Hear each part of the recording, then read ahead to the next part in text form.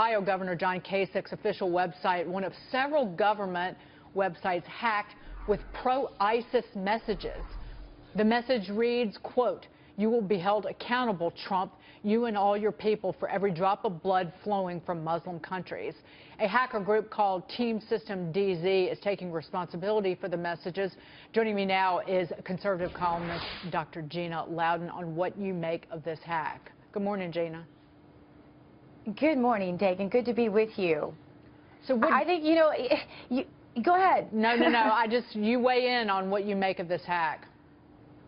My son reacted to this. He's only 10 years old, and he said, "Wow, Mama, how in the world is President Trump going to clean up all the messes that President Obama left behind?" This is something that should have been addressed, these kinds of hacks, going back over the last 8 years. But since Obama sat on his hands and did essentially nothing, instead of, focusing on the things that this president is so good at focusing on, like tax cuts and reductions in government and all the great things that Americans need him doing, he's having to backtrack to take care of things.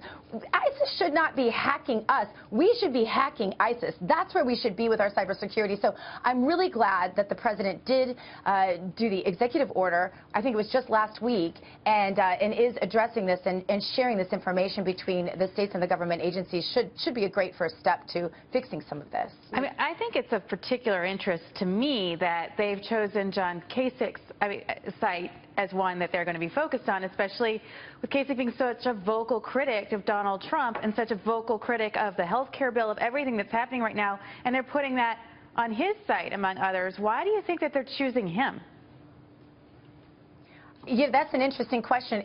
Honestly, I think it could be that they just really aren't aware of our inner workings of politics that maybe you and I are aware of because we pay attention to it every day. But I also think that it could have been an attempt for more division among the leading party in the United States. I think that the more they can sow that sort of division amongst leadership that actually is in power right now, they might see that as some sort of advantage. Gina, actor Johnny Depp, the latest celebrity to threaten the president. He was talking to a crowd in England at Glastonbury. Depp suggested assassinating President Trump. This comes after Robert De Niro said that he'd like to punch the president in the face. Madonna said she thought about blowing up the White House. Again, the Kathy Griffin, the beheading, that she somehow made herself the victim in all of that. The president's son, Eric Trump, responding to the threats from Tinseltown. Watch this. There are no borders for these people. And you see Johnny Depp and what he said, I'd like to go assassinate, the president. It's like Johnny Depp has his own problems. He has his own problems. Yeah. Like, how about you go back to making movies and doing your own thing? I mean, this is a man who gave up his life to try and help this country, and he's doing a great job. And honestly, I couldn't be more proud of him. Gina, do you believe that these celebrities are actually inciting violence? Or they clearly are doing it. These are celebrities whose stars are fading or no longer exist, and they're purely doing it for attention. But do you think that they are actually inciting violence as well?